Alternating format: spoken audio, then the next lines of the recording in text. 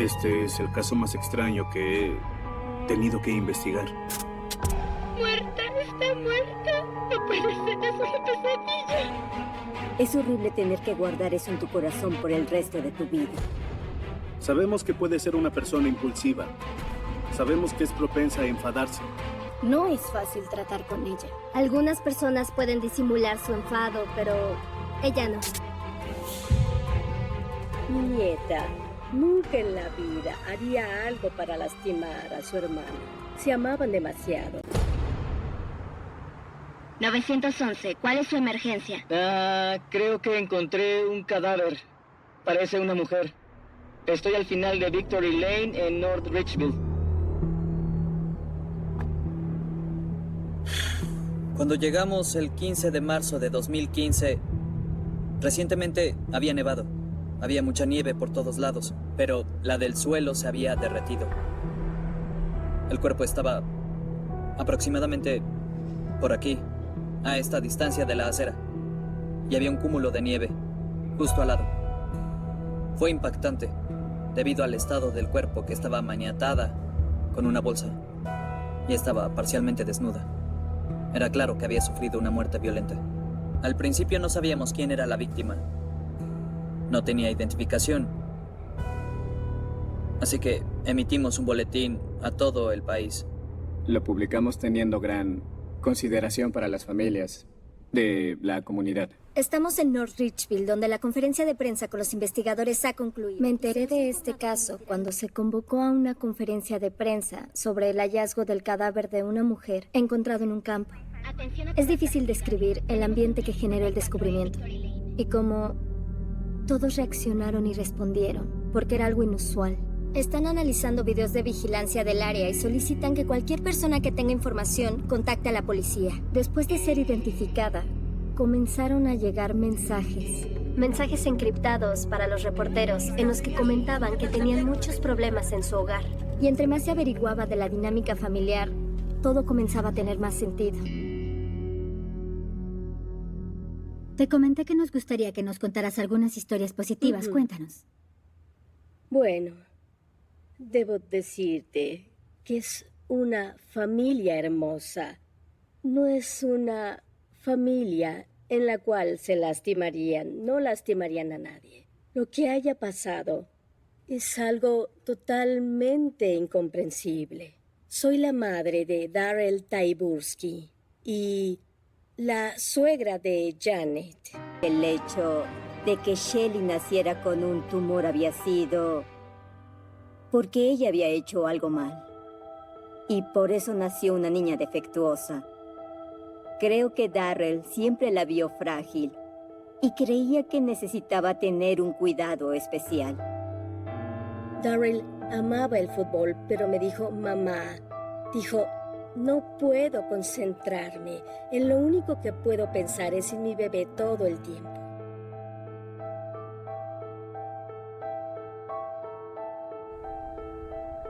Darrell iba a ser una gran estrella de fútbol y tendría bebés perfectos, rubios y de ojos azules. Una mansión y ahora solo es un abogado. La gente considera que ser abogado es una buena profesión. Claro, pero tienes que abrirte camino en los bufetes de abogados. Y no comienzas siendo una superestrella. Pero Darrell trabajó muy duro. Era realmente un buen abogado. Así era Darrell. Y lo recuerdo porque Shelly estaba en mi regazo un día cuando vinieron a recogerla y no quería irse. Se notaba que era un abogado porque tenía una gran perspicacia. Decía, en 5 minutos voy a descubrir quién eres y qué haces y cuáles son tus intenciones. Era muy curioso, pero no de una forma agresiva, sino de una forma realista y amigable. Lo que veías es lo que había. Eran muy directos. No tenían ningún motivo oculto. Solo querían conocer a las personas. Janet era un poco más reservada, era un poco más distante, era un poco más retraída y observadora. Más reservada, más tranquila, más ensimismada. Conocí a Shelly cuando era maestra de jardín de niños. Ella estaba en la clase de preescolar. Ahí conocí a su mamá y papá. Nuestras niñas fueron a la misma escuela. Conocí a Shelly en la escuela, fuimos amigas. Al principio era un poco tímida cuando nos conocimos, pero con el tiempo se volvió más extrovertida. Era inevitable amarla. Era una niña muy dulce, tierna, amigable y amable, con un muy hermoso espíritu. ¿Qué opinaba de su padre? Que su padre era, pues, su protector, su guía. Ella era la luz de sus ojos.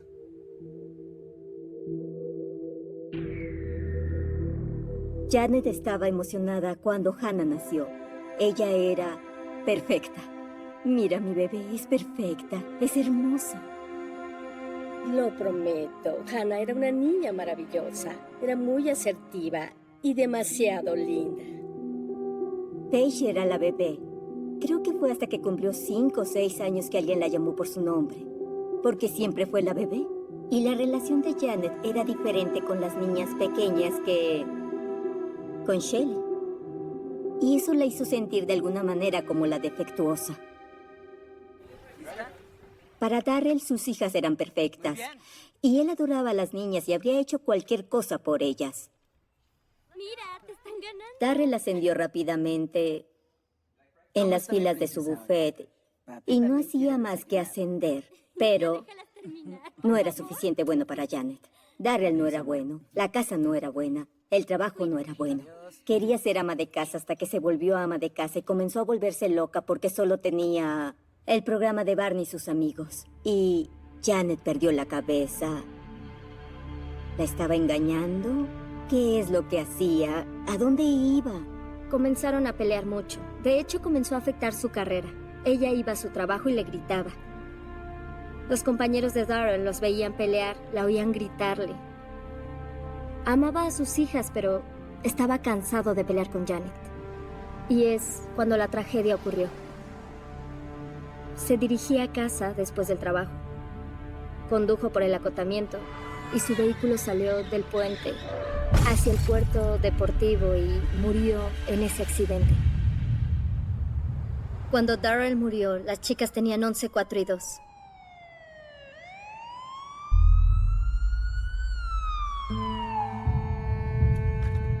Para ser sincera, no me he recuperado por su muerte.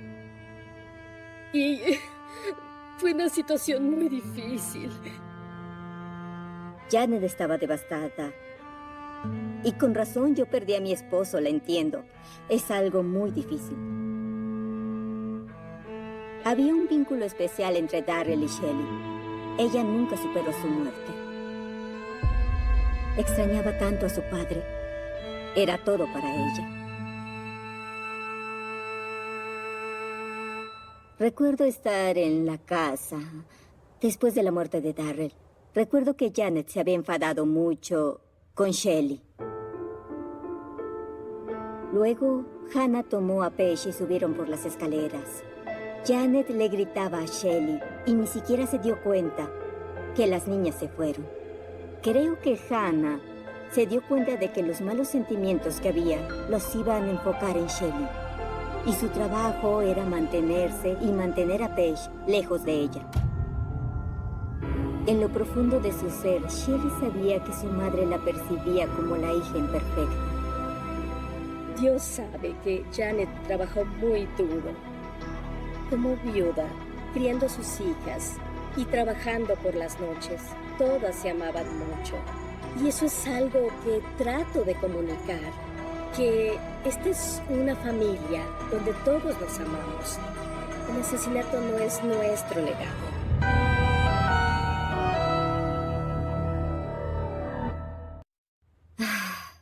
Nunca conoces a las personas.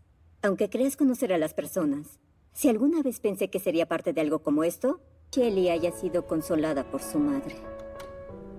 En vez de reconocer que Shelley pasaba un mal momento por la muerte de su padre, Janet comienza a verla como una niña problemática. La lucha entre Shelley y su madre se intensificó. Rachel y Janet tuvieron dificultades. Rachel actuaba erráticamente. Había momentos en que lanzaba objetos y se estaba volviendo agresiva. Y fue cuando Janet decide llevarla a un médico, quien le diagnosticó trastorno bipolar. Por un lado, Shelley es la niña que tiene trastorno bipolar y tiene que estar medicada. Y por el otro está Hannah, la niña dorada que todo lo que hace es perfecto. Hannah y Paige eran muy parecidas y las llamábamos gemelas, porque todo el tiempo estaban juntas. Mientras que Shelley era algo más como la marginada. Shelley se mudó al ático y lo convirtió en su nuevo dormitorio. Ahí pasaba la mayor parte de su tiempo. Era como si su familia la hubiera exiliado a vivir en el ático. Comencemos. Cuando era niña fui amiga de Shelley. Yo iba a su casa, tenía su habitación en el ático. Era como si viviera... En un área totalmente separada. Ni siquiera sabía que tenía hermanas. ¿Durante ese tiempo que estuviste allí no viste a Hannah o a Paige? No. ¿Nunca? Jamás. Nunca conocí a sus hermanas. Nunca las vi... nada. ¿Te llegó a comentar que tenía hermanas? Shelley era una persona muy artística. Me contó que quería ser cantante, tenía grandes ambiciones. Puso música y comenzó a bailar. Actuaba como loca. Era solo una niña descubriendo el mundo. Me dijo, tenemos que quedarnos aquí arriba porque mi mamá volverá a casa pronto. Cuando su madre llegó, parecía que estaba muy agitada y enfadada. Actuó agresivamente. Una vez llegó a la escuela y tenía una marca en el brazo. Parecía que alguien la había golpeado o sujetado muy fuerte. Muéstrame dónde. Sí. Como cuando alguien te sujeta fuerte. A través de informes policiales y entrevistas nos enteramos de que Shelley y su madre llegaban a tener conflictos domésticos. Shelley solía tener un comportamiento algo rebelde. Era una niña problemática. Un día, cuando le estaba cuidando, Rachel corrió hacia la cocina. Quiso derribarme y entonces me golpeó. Y le dije, Rachel, no te me acerques. Dije, sé karate. Y no es que quisiera amenazarla, solo quise asustarla. Y así se alejó de mí. En 2007, Shelley se gradúa de la preparatoria y está ansiosa por salir de casa de su madre. Finalmente lo hace por su cuenta, extiende sus alas e incluso comenzó a buscar un lugar permanente para vivir. Le gustaba la poesía y esas cosas, y parecía que era su vocación. Hace 10 años, el 24 de agosto, mi hija falleció. Nunca lo superaré, pero aprenderé a perdonar y olvidar. Escribí esta pieza Su poema era hermoso. El poema se llamaba La cafetera de papá. La conmovía mucho, como si llorara.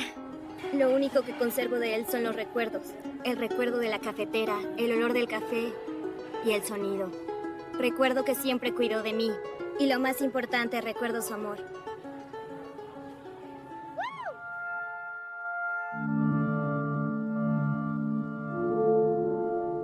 Hannah había sido una buena estudiante y una buena atleta.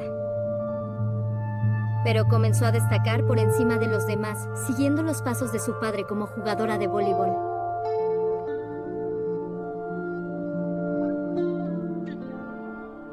Tommy era un músico local, tocaba con una banda. Shelley tenía 20 y él 40. Él ya tenía un hijo y una ex esposa. Pero ellos conectaron. Las chispas volaron y el amor los inundó. Después de unas cuantas semanas y citas, Shelley descubrió que estaba embarazada. Y, a pesar de la relación con su madre, Shelley recurrió a ella en busca de ayuda y Janet aceptó, la apoyó durante el embarazo y Shelley regresó a la casa, pero ya no quiso que viera a Tommy. Básicamente fue una de las condiciones y Shelley aceptó. Aquí está una foto de Rachel, lista para dar a luz. Su madre la ayudó con el niño. Y mientras tanto, Hannah es extraordinaria. Le va muy bien en la preparatoria, ansía asistir a la universidad y obtener becas, esa clase de cosas. Las dos eran muy diferentes en su forma de vivir, lo que reafirma a los ojos de Janet que una es la hija buena y la otra es la mala. Es muy triste. Para mí es importante tener un cierre después de tantos años. He rechazado entrevistas, pero creo que este es el momento. Siento que en ese momento no tenía el control de sus pensamientos. Siento que no tenía el control. Eso opino. Yo sí. Lo siento. Diría que tratamos con personas en sus mejores días y en los peores, pero no recuerdas. Odio decir esto, pero no lo recordamos. Es decir, podrías recordarlos una vez que hablas de ellos, pero este es uno muy destacado. Shelley dio a luz a un niño, lo que hace muy feliz a Janet, porque siempre quiso un hijo. Hannah y la hija menor estaban muy felices. De hecho, el niño reúne a todas las chicas. Todo el mundo se enamora de este bebé, y gracias a esto se acercaron más. Era una buena madre. Era amorosa. Cole, su hijo, era su todo. Hablaba de él, publicaba de él en Facebook y compartía páginas y cosas así.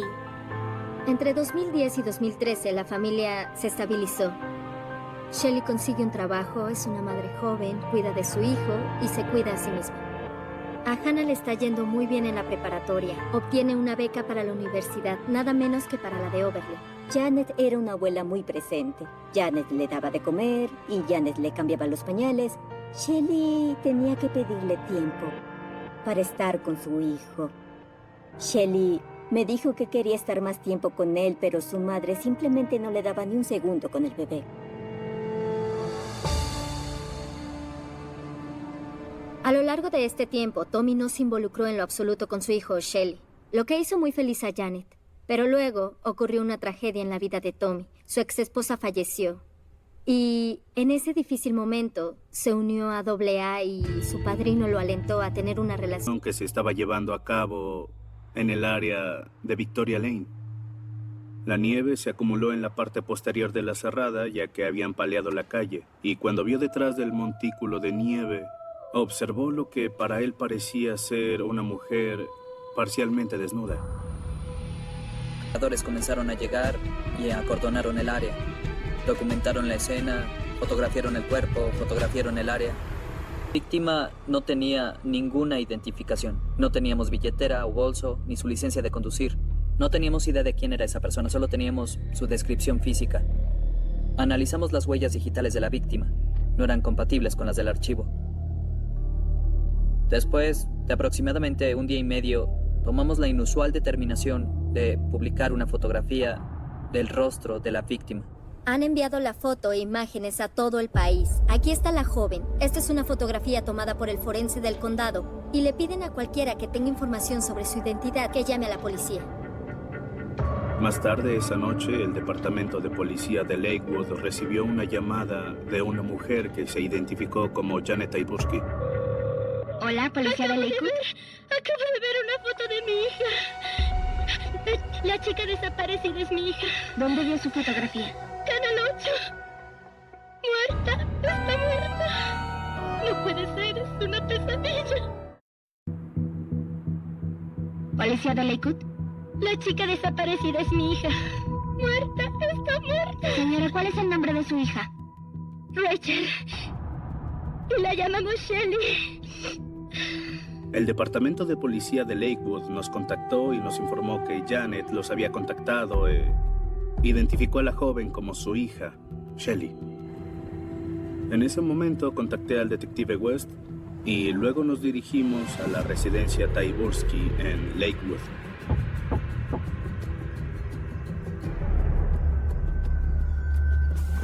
Cada que entrevistábamos a alguien, lo grabábamos, y de esa manera hay un registro de lo que se dice. Antes que todo, quiero expresarle nuestras condolencias. Gracias. Hemos estado tratando de localizarla. Lo siento, yo no. No se preocupe. Lo siento, no me imagino. Janet nos parecía una madre en luto. Alguien que acababa de perder a su hija. Hannah estaba ahí. Se veía claramente triste. Estaba llorando.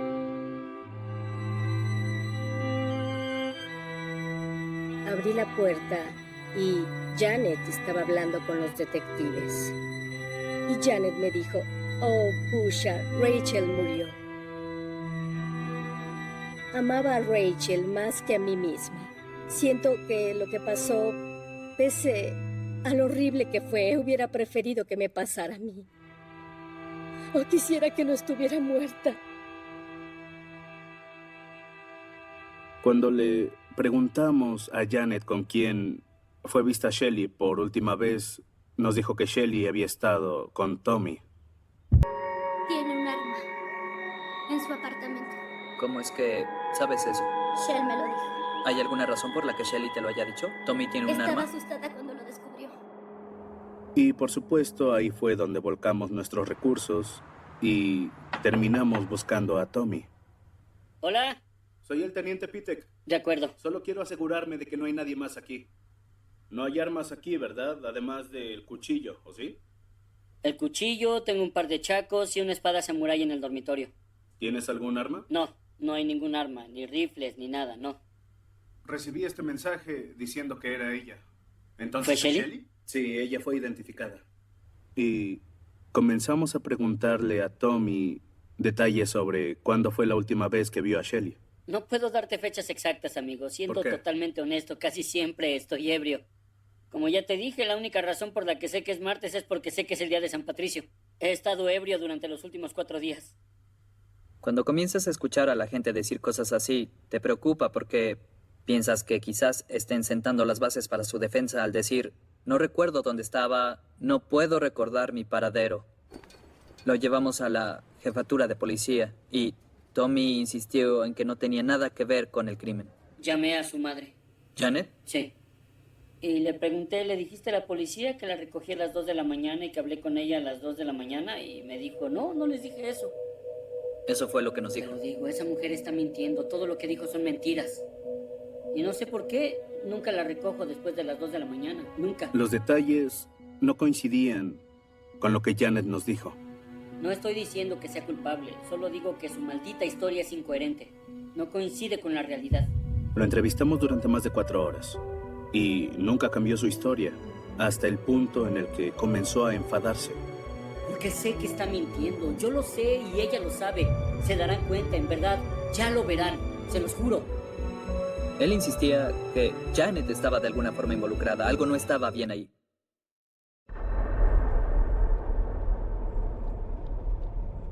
Sabíamos que nuestro asesino aparecería en el video de vigilancia de algún lugar por esta área, ya que tenemos muchos negocios por aquí que tienen videovigilancia. Uno de ellos es el bar que está aquí. Tenían una cámara que grababa todo el tránsito que entraba o salía de Victory Lane. Vimos una camioneta plateada entrar a Victory Lane en las primeras horas de la mañana, lo cual es inusual porque no hay negocios abiertos en esta carretera. Y aproximadamente 7-8 minutos después, el vehículo reaparece alejándose y viajando de regreso a la carretera interestatal 480. Hay una universidad pública en dirección a la interestatal 480 y tiene cámaras de video vigilancia de alta resolución y descubrimos que había imágenes de video de la camioneta plateada y cuando se aproximó a esta señal de tránsito de aquí tuvo que frenar y se notaba que una de las luces de freno de las luces traseras no funcionaba correctamente y era consistente con el vehículo que poseía la madre de la víctima. Fue cuando solicitamos una orden de cateo para el vehículo. Y en ese punto todavía no manejábamos la posibilidad de que la madre sería la responsable de la muerte de su hija. Ahora teníamos que hablar con su hermana. Enviamos un par de detectives a la Universidad de Oberlin para interrogar a Hannah sobre su paradero. Bien, ¿qué día te recogieron? Sábado. Nos indicó que su madre la había recogido para llevarla a casa para que pudiera trabajar en la computadora.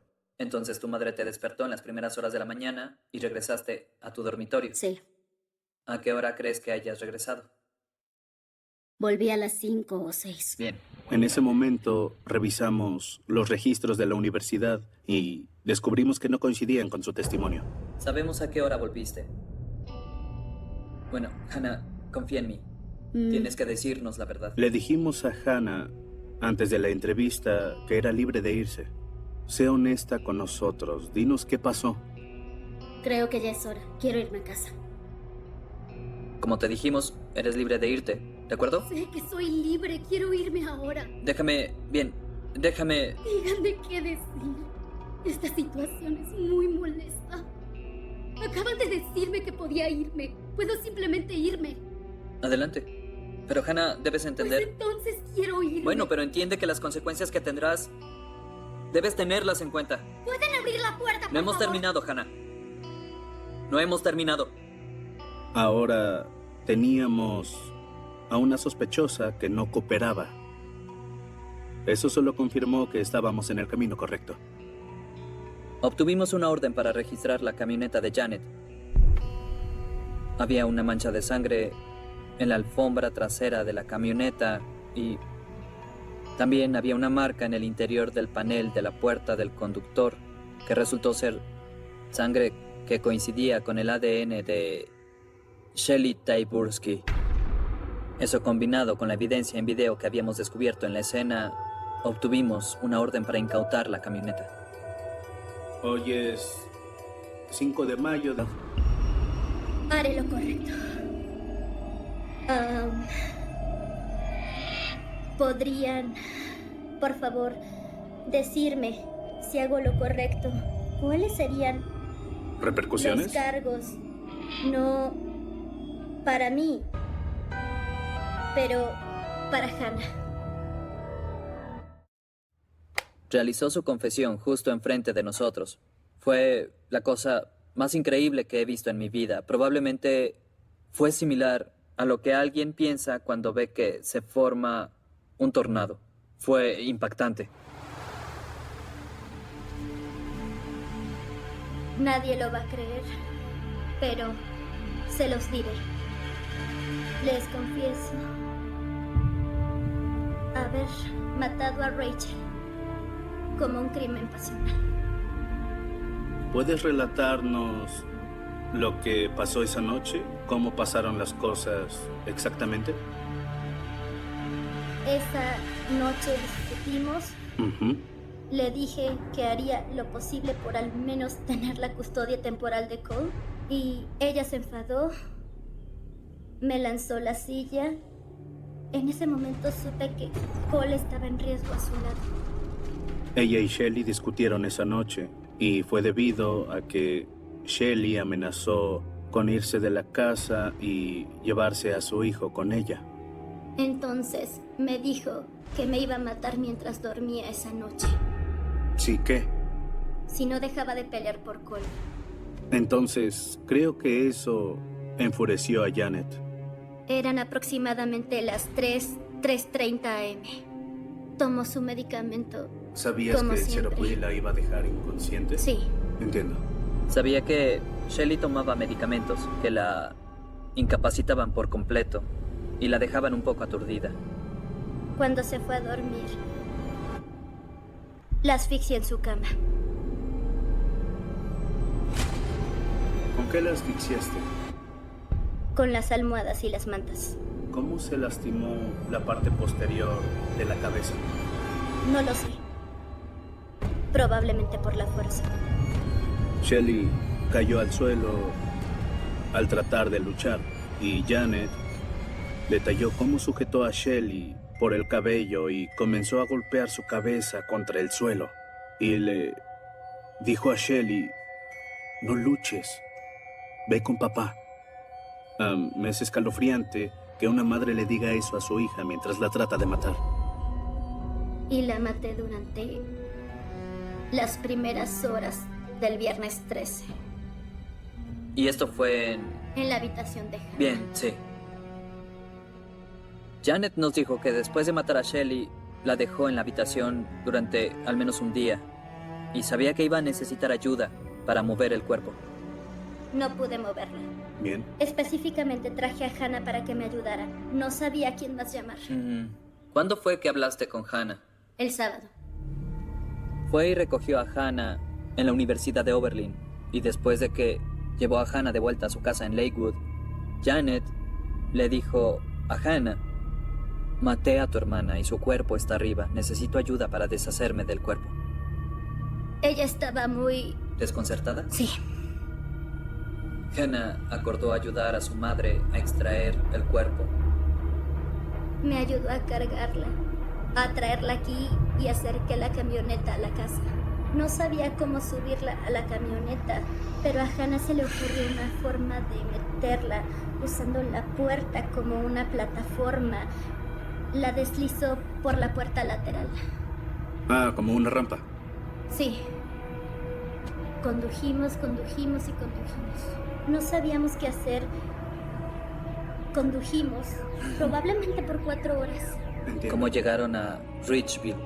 Por la 480. Muy bien, entonces, ¿conducías por la 480? Sí, Hannah me rogó que la llevara de regreso a la universidad.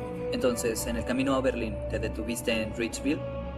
Sí, Está bien. ¿Cómo sacaste el cuerpo de Rachel del auto? lo deslicé. Hannah te ayudó a cargarla y a dejarla en Sí. la posición final. Tal y como la encontraron. Durante el interrogatorio, Hannah llamó a la casa. Hola, Honey. Los detectives de la policía de North Richville están aquí y acabo de confesar que asesiné a Rachel. Sí, les conté todo lo que pasó y creo que después de lo que les conté, te consideran mi cómplice, cariño. Te amo, Hannah. Y lamento haberte involucrado y hacerte ayudarme a mover su cuerpo. Lo siento mucho, cariño. A moverla. Ay, por favor. Ajá. Esa misma tarde enviamos investigadores a Oberlin para interrogar a Hannah y tomar su declaración. ¿Por qué crees que mató a Rachel? Era una carga y era un caos en la casa. ¿Sabías que tu madre contrató un seguro de vida para tu hermana? No.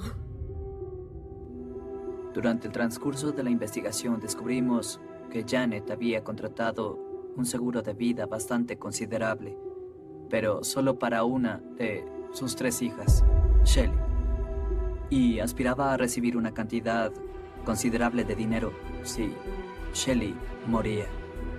Y creo que fue parte importante del motivo de su asesinato. ¿Por qué crees que Hannah ayudó a su madre en vez de llamarlos desde el principio? Estaba entre la espada y la pared.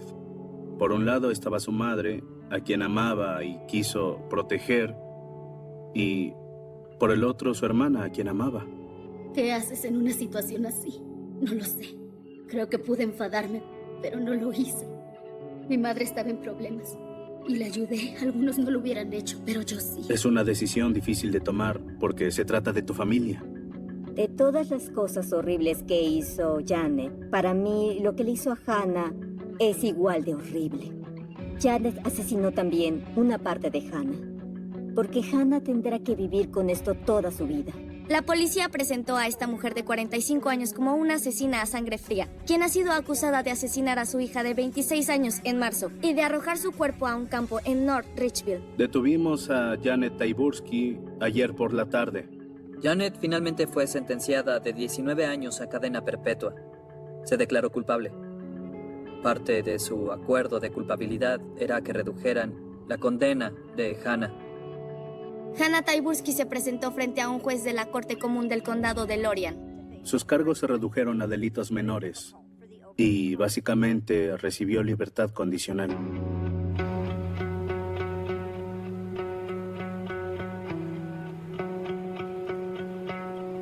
¿Cómo podría alguien hacer esto? Creo que Shelley no merecía esto. Su hijo ahora no tiene a ninguno de sus padres. No sé qué pasó. No sé cómo sucedió. Sé que Janet amaba a Rachel y Rachel amaba a Janet. ¿Crees que si el padre de Shelley hubiera vivido, ella seguiría viva hoy? Ah, sí, Darrell no la habría dejado lastimar a ninguna de las chicas. Me tomó de la mano y me dijo, Bella, si miras las... A finales de los años 80 y comienzos de los 90, California proyectaba hacia el exterior una imagen contradictoria y ferozmente seductora. Desde lejos, era el territorio del sol interminable, de las autopistas abiertas como ríos de asfalto, de las palmeras quietas contra un cielo demasiado azul para parecer inocente, Del espejismo americano que prometía reinvención a cualquiera que estuviera dispuesto a avanzar unas millas más. Pero bajo esa superficie luminosa, en ciertos rincones del sur del estado, la vida tenía otro color, uno menos cinematográfico y mucho más áspero. Había barrios donde el calor pegaba el polvo a la piel, donde la noche caía sobre moteles baratos, solares vacíos. Gasolineras tristes y calles recorridas por mujeres que cargaban no solo con su propio cuerpo, sino con todo el peso de una precariedad acumulada durante años. Había carreteras secundarias, parcelas secas, senderos junto a canales. Márgenes de ciudad donde lo visible y lo desechado empezaban a confundirse. En ese paisaje, el horror encontró una forma especialmente repugnante de instalarse. Porque no llegó como un estallido de caos contra una comunidad segura, sino como una prolongación siniestra de la indiferencia ya existente. Y eso es lo que vuelve esta historia tan difícil de sacudirse. No habla solo de un asesino. Habla también de una sociedad donde algunas víctimas podían desaparecer de la vista pública mucho antes de desaparecer físicamente. William Schuff no se convirtió en una pesadilla únicamente por lo que hizo con sus manos. Se convirtió en una pesadilla por la facilidad con la que logró seguir pareciendo un hombre funcional, casi anodino. Mientras el rastro de mujeres asesinadas crecía alrededor de él como una infección ignorada. Ese es el verdadero gancho de esta historia. No el monstruo que se esconde en una cabaña aislada ni el depredador que vive al margen de toda norma visible, sino el hombre que se mueve dentro de una rutina pública, que trabaja, que saluda, que parece formar parte del mobiliario burocrático o cotidiano de un lugar, y que al mismo tiempo utiliza las grietas de ese mismo sistema para salir a cazar. La palabra cazar, en este caso, no es una hipérbole estética. Es una descripción moral. Porque sus víctimas no eran elegidas desde la igualdad ni desde la confrontación. Eran, en gran medida, mujeres expuestas, vulnerables, muchas de ellas arrinconadas por la droga, la pobreza, la exclusión, la violencia previa o una cadena de derrotas que las había dejado en los márgenes donde el peligro siempre llega antes y la protección casi nunca llega. Y un depredador como Schuff sabía leer esos márgenes con una claridad obscena. Sabía dónde mirar, a quién acercarse. ¿Qué tipo de fragilidad ofrecía menos resistencia inmediata y menos repercusión social? El miedo que desprende este caso nace precisamente de ahí. De la combinación entre brutalidad y normalidad aparente. Porque hay criminales cuya monstruosidad se anuncia desde lejos. Entran en una habitación y algo en ellos parece tensar el aire. Su violencia deja signos previos, gestos que la rodean como una neblina. Pero otros, quizá los más insoportables, no parecen anunciar nada. Son hombres que pasan por la oficina, por un almacén, por un aparcamiento, por una conversación trivial, sin activar las alarmas profundas de quienes los rodean. Hacen lo que se espera de ellos en público. Cumplen. Organizan. Transportan cajas. Mueven papeles. Parecen integrados. Y esa integración es precisamente lo que vuelve más difícil imaginar el sótano moral que llevan debajo. En el caso de William Schuff, ese contraste adquiere una fuerza escalofriante porque la rutina pública no era una simple fachada doméstica. Estaba peligrosamente cerca de estructuras institucionales. De espacios donde la sociedad deposita una idea de orden, de procedimiento, de normalidad. Mientras mujeres vulnerables aparecían muertas en caminos, descampados o zonas periféricas. Él todavía podía desplazarse por su vida ordinaria como quien conserva intacta la piel social. Esa distancia entre el hombre visible y el hombre real es una de las formas más puras del terror moderno. No porque el mal sea invisible en sentido literal, sino porque se acomoda en lo familiar hasta parecer inofensivo. California, en aquellos años, era terreno fértil para que una figura así prosperara durante demasiado tiempo. No porque la sociedad aprobara sus crímenes, por supuesto, sino porque la geografía y la desigualdad ofrecían una especie de laboratorio moral para la desaparición parcial de ciertas vidas. Las extensiones urbanas y semiurbanas del sur del estado, con sus avenidas largas, sus zonas industriales, sus periferias polvorientas y sus núcleos de prostitución callejera, podían ocultar más de lo que mostraban. Había lugares donde una mujer subiendo a un coche no provocaba una escena. Era parte del paisaje. Había lugares donde verla caminar sola de noche no activaba una búsqueda inmediata. Era parte del desgaste rutinario de una economía subterránea que la mayoría prefería no mirar de frente. Y había también una jerarquía implícita de valor humano que nadie necesitaba escribir para que funcionara. Algunas muertes conmocionan a una ciudad desde el primer minuto. Otras tienen que luchar incluso para ser nombradas. En ese terreno resbaladizo trabajó el asesino. En esa humedad moral. En ese espacio donde el desprecio social hacia las víctimas servía de amortiguador al escándalo. Por eso esta historia comienza no con el sonido de una persecución, sino con un silencio estructural. El silencio que rodea a quienes ya viven demasiado cerca del borde. El silencio que permite que un hombre aprenda patrones, establezca hábitos, pruebe su impunidad, mida tiempos y riesgos. El silencio de una sociedad que registra la vulnerabilidad como paisaje en lugar de tratarla como emergencia. Si uno quiere entender de verdad el caso de William Schuff, debe entender eso antes que cualquier detalle forense. Debe entender que el asesino no se movía en el vacío. Se movía dentro de un ecosistema social que le facilitaba la selección de víctimas. Mujeres que a menudo no eran recibidas por el mundo con protección, sino con juicio. Mujeres cuya desaparición podía tardar en volverse urgente. Mujeres cuya vida, en muchos discursos públicos, ya había sido reducida a una categoría y no a una biografía. Y precisamente por eso el caso golpea con tanta fuerza. Porque obliga a mirar no solo la depravación del verdugo, sino la fragilidad de la red que debía haber protegido a las víctimas mucho antes del encuentro con él. La imagen más inquietante del comienzo de esta historia no es la de un asesino corriendo entre sombras. Es mucho más sencilla y, por ello, más insoportable.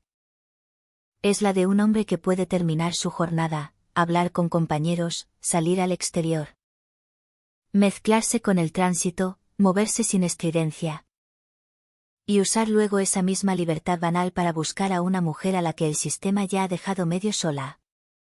Esa es la herida moral del caso. No la violencia como estallido repentino, sino la violencia como continuidad secreta de una vida aparentemente ordenada. Mientras otros hombres regresaban a casa con el cansancio habitual, él podía transitar de la rutina al depredador sin que el mundo alrededor cambiara de expresión.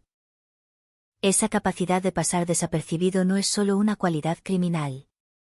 Es una acusación dirigida al entorno. Significa que nadie estaba viendo lo que debía ver. O peor aún, que lo que importaba estaba siendo desviado por otras urgencias, otras prioridades, otros prejuicios. Hay casos que parecen cuentos de horror por su exceso. Este parece horror por su administración. Por la facilidad con que el asesino pudo compartimentar su existencia. Una parte visible, obediente, reconocible. Otra parte sumergida, nocturna, brutal. Y entre ambas, una puerta que solo él controlaba. Ese mecanismo interior resulta espantoso porque rompe una fantasía muy humana, la idea de que el monstruo siempre se delata. Que la maldad verdadera deja grietas visibles en la conducta cotidiana, que basta con mirar con atención para advertirla. William Schuff demuestra lo contrario de la manera más enferma posible. A veces el monstruo no se delata. A veces trabaja, espera, habla poco o lo suficiente, cumple. Y mientras tanto estudia a mujeres que la sociedad ya considera prescindibles. A veces el depredador no necesita esconderse en la marginalidad total. Le basta con vivir cerca del orden para utilizarlo como camuflaje. A esa tensión se suma otro elemento que vuelve esta historia especialmente sombría, el tiempo. No se trató de un acto único, no de una explosión de sadismo imposible de repetir, sino de una persistencia. Una repetición. Un patrón. Matar una vez ya sería una atrocidad irreparable. Matar varias veces mientras se mantiene una vida pública ordinaria sugiere algo más frío. Más metódico, más consciente de las ventajas que ofrece la invisibilidad. Cada día en que el asesino siguió respirando dentro de la rutina común fue también un día en que alguna mujer vulnerable siguió expuesta al riesgo de convertirse en la siguiente. Esa es la tensión que late bajo el caso como un cable vivo. El horror no ocurrió al margen de la vida diaria. Ocurrió en paralelo a ella. Mientras el Estado tramitaba asuntos, mientras los coches circulaban, mientras las oficinas abrían. Mientras la gente compraba, trabajaba y volvía a casa. Un hombre con apariencia corriente seguía explotando la oscuridad ajena. El contraste entre la limpieza exterior de la estructura y la suciedad moral de los hechos produce una sensación difícil de soportar. No es solo que el asesino mintiera. Es que su mentira convivía con instituciones. Horarios y formas de normalidad que deberían haber servido de barrera, y sin embargo no bastaron. En historias como esta, el primer impulso suele ser imaginar al asesino como una excepción radical, casi como una criatura ajena al tejido social. Pero el caso de William Schuff obliga a una reflexión más amarga. No era ajeno al tejido. Estaba incrustado en él. Y esa incrustación es lo que convierte esta historia en una pesadilla adulta, una pesadilla sin consuelo folclórico. No hay castillo embrujado, no hay máscara, no hay gran gesto teatral. Hay algo peor. Un hombre de aspecto corriente que comprende las fallas de visibilidad de su entorno y las convierte en herramienta. Un hombre que puede parecer solo otro trabajador más. Otra cara banal dentro del flujo de la vida civil. Y que al mismo tiempo se siente con derecho a disponer del cuerpo de mujeres a quienes considera desprotegidas. El gancho de esta historia está también en las víctimas. Aunque todavía no estemos dentro de sus nombres ni de sus trayectorias. Está en el hecho de que muchas vivían ya bajo presión mucho antes de conocer al asesino. La vulnerabilidad social no es una nota al pie. Es la atmósfera entera. Cuando una mujer lucha por sobrevivir en la calle. Cuando negocia con el miedo como parte rutinaria de su existencia, cuando el hambre, la adicción o la falta de refugio la obligan a subir a coches de desconocidos. El peligro no aparece como una interrupción extraordinaria. Se vuelve una condición constante. Y eso significa que el asesino no necesitó inventar una trampa especialmente sofisticada. Le bastó con presentarse dentro de un sistema de riesgos ya existente. Esa es una de las verdades más crueles del caso. El monstruo prosperó precisamente porque el terreno ya estaba preparado por el abandono. No se puede hablar de William Schuff sin hablar del modo en que ciertas mujeres eran obligadas a vivir. Porque él no solo encontró víctimas. Encontró una estructura que le permitía acercarse a ellas con menos resistencia social. Y eso vuelve su historia todavía más repugnante. No atacó desde la igualdad, ni desde el arrebato. Atacó desde la ventaja. Desde la lectura de una fragilidad acumulada. Desde la comprensión de quienes podían desaparecer sin que el mundo se detuviera con la misma fuerza. Esa clase de depredación tiene algo quirúrgico en el peor sentido, no porque sea elegante, sino porque sabe exactamente dónde cortar para provocar el máximo daño con la menor reacción inmediata. Así comienza verdaderamente esta historia. No con un gran grito, sino con una larga convivencia entre dos mundos que no deberían haber coexistido. El mundo visible de la rutina pública y el mundo oculto de la cacería. El mundo de las oficinas, los turnos, las tareas, los saludos rutinarios. Y el mundo de las mujeres dejadas a su suerte en las franjas nocturnas de la ciudad. Entre ambos, William Schuff caminó como un puente corrompido. Y eso es lo que debe hacernos temblar desde el principio. No solo que matara. No solo cuántas veces lo hizo. Sino que lo hiciera mientras el resto de la realidad seguía moviéndose a su alrededor con aparente normalidad. Como si el sol de California pudiera blanquearlo todo. Incluso la presencia de un depredador que aprendió a esconderse no en la oscuridad absoluta, sino en la costumbre. Porque hay casos que asustan por la violencia. Este asusta además por la convivencia. Por la obscena facilidad con la que la monstruosidad puede vivir al lado del archivo, del almacén, del uniforme, de la jornada laboral, del saludo trivial. Y salir de ahí para seguir cazando a quienes el sistema ya había enseñado a mirar menos. En esa facilidad hay algo más aterrador que la sangre misma. Hay una lección incómoda sobre cómo funciona el mal cuando entiende el valor del camuflaje y la indiferencia colectiva.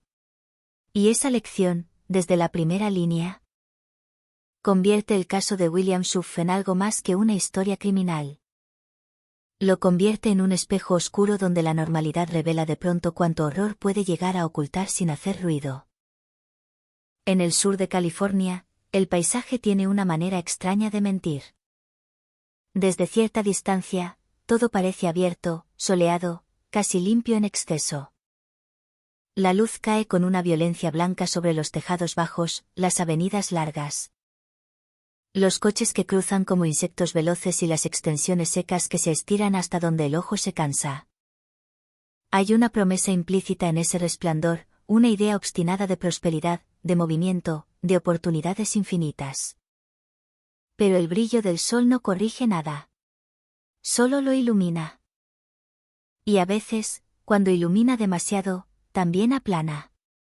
Borra relieves morales. Convierte la miseria en parte del decorado. En los años 80 y principios de los 90, California no era únicamente el escaparate seductor del sueño americano. Era también un territorio donde las desigualdades se habían incrustado en la rutina con una naturalidad enfermiza. Bajo el cielo inmenso convivían las urbanizaciones ordenadas, los centros administrativos, los parques de césped disciplinado y, a pocos kilómetros o incluso a pocas calles de distancia, las zonas donde la supervivencia no tenía nada de cinematográfica. Allí la vida se medía en turnos agotadores, alquileres imposibles, moteles baratos. Esquinas frecuentadas por mujeres que negociaban su propia seguridad minuto a minuto. Y